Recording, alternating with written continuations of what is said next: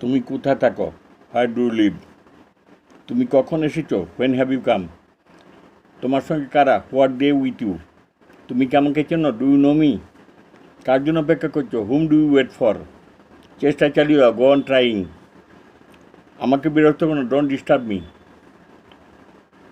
তুমি যেন একা যেও না, ইউ ডোন্ট গো অ্যালোন। তুমি তুমি তোমার পরিচয়টা কি? What is your identity? সাহায্যের হাত বাড়াও, এক্সটেন্ড ইউর হেল্পিং হ্যান্ড।